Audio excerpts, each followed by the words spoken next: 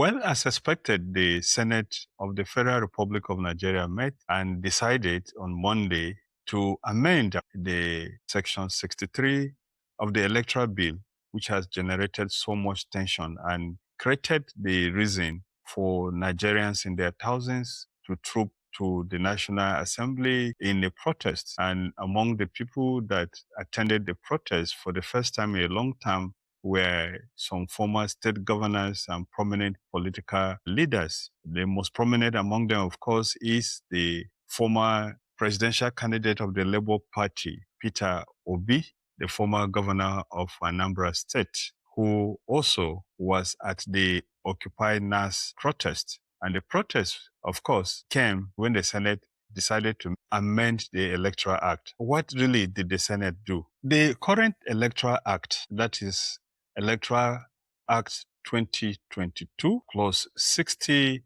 Section 3, says the presiding officer shall transfer the result, including the total number of accredited voters and the result of the ballot in a manner as prescribed by the commissions. Of course, this section, as we know, was what was used in the 2023 elections. And when the opposition parties had went to court to complain that the INEC did not transmit the result as was stated in the Electoral Act, the court ruled against them and said that such practice was alien or is alien to the Electoral Act because the Electoral Act did not make it mandatory. And so the committees of the National Assembly, made up of both the House and Senate, held several meetings, held several public hearings, and came out with a clause which was mutually accepted, agreed. The Senate, however, when it decided to consider the report this year, decided after a motion that was moved by the senator from Borno State, Tahir Mongono, that section. In the motion that was moved by the senator from Borno State and put to vote, voice vote by the Senate president, the amendment as agreed to by the Joint Committee of the National Assembly was dropped for a retention of the section that dealt of the section 2022. After so much uproar and complaints, the Senate decided to meet last Monday and it came out with the following. It came out with an amendment, and the amendment read thus: that the presiding shall electronically transmit the results from each polling unit to the RF portal, and such transmission shall be done after the prescribed Form EC8A has been signed and stamped by the presiding officer and or countersigned by the candidates or polling agents where available at the polling units. Provided that if electronic transmission fails and it becomes difficult to transmit the result, the Form EC8A shall be the primary means of collection. Now, this amendment is quite funny for those who know the Electoral Act and the way elections take place. The transmission of the result as envisaged by the legislature in 2022 and also by the overwhelming outpouring of sentiments by Nigerians has nothing to do with Form EC8A being signed or not being signed. The fact of the matter is that what was supposed to have been transferred to the RF is actually the Form EC8A. What the Senate has simply done is to, in my opinion, decide to play games with words with Nigerians, because the law, the sections relating to how election results are declared are well spelled out, and they include the filling of Form EC8A.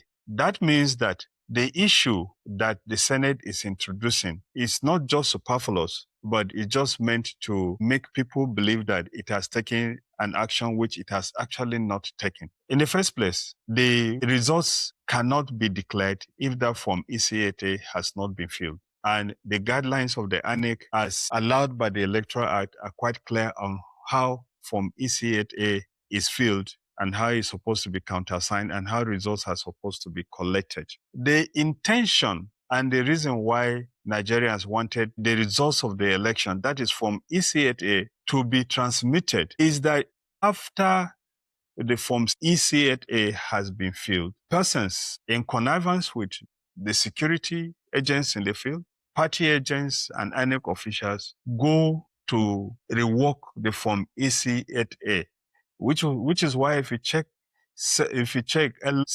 significant portion of the Form EC8A is always modeled, corrected with so many cancellations.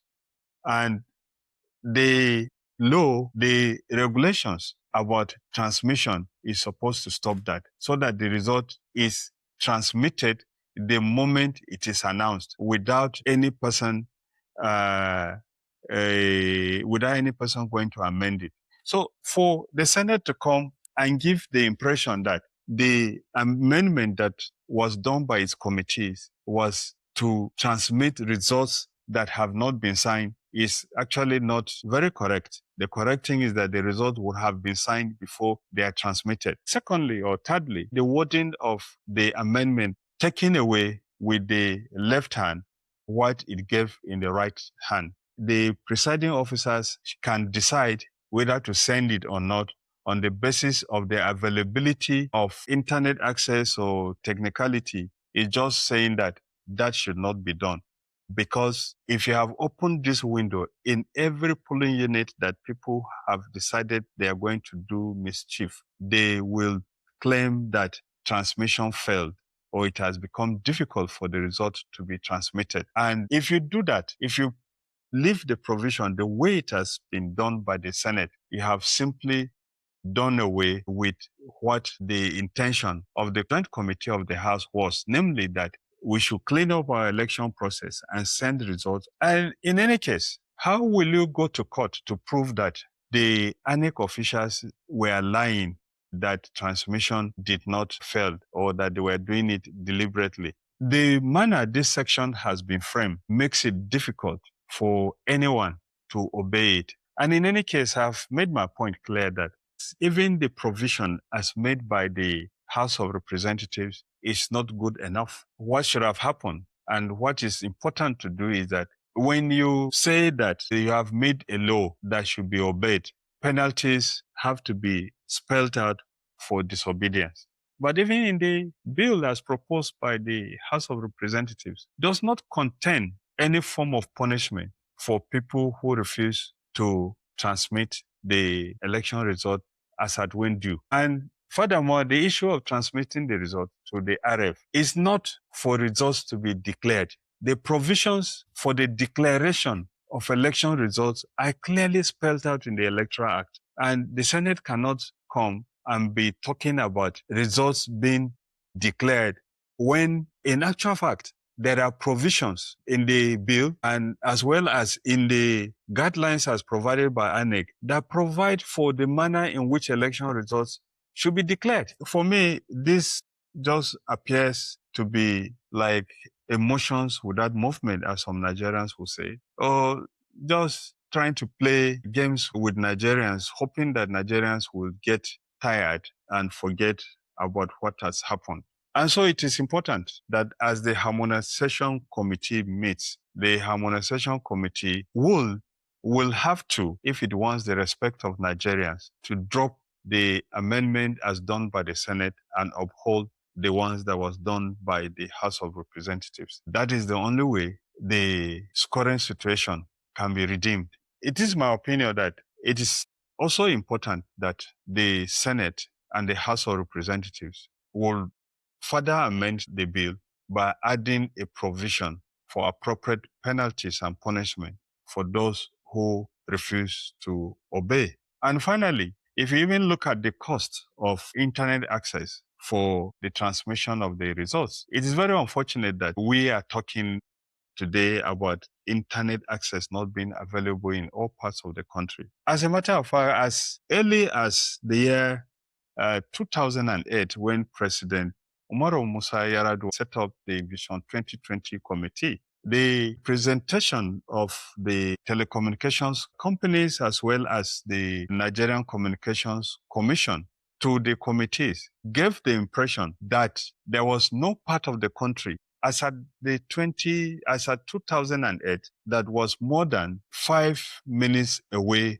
from network. Assuming that we consider it very important to clean up the electoral process. What is wrong in government acquiring Starlink satellite terminals for the areas that have problems of network. The cost of Starlink internet access to those communities is a very small drop in the amount of money that has been budgeted for ANEC that ANEC keeps using in improving technologies. If you just assume that all the polling units or 50% of the polling units in the country will require internet access, which is also not correct because several of the polling units are clustered in the rural areas, clustered in schools and so forth. It is possible to even spend 2, 3, 10 billion naira to acquire Starlink internet access, use them for the elections, and after elections, donate them to schools that need internet access. If you do it this way, if we are serious, the question of not having internet access or not having network to transmit results will not be a problem. It is only a problem because in Nigeria, as with most parts of Africa,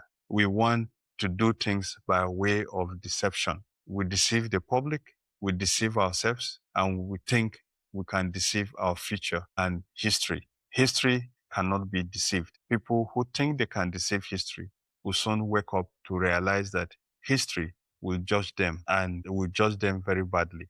My name is Rimamnde Shawulu. This is The Other Side.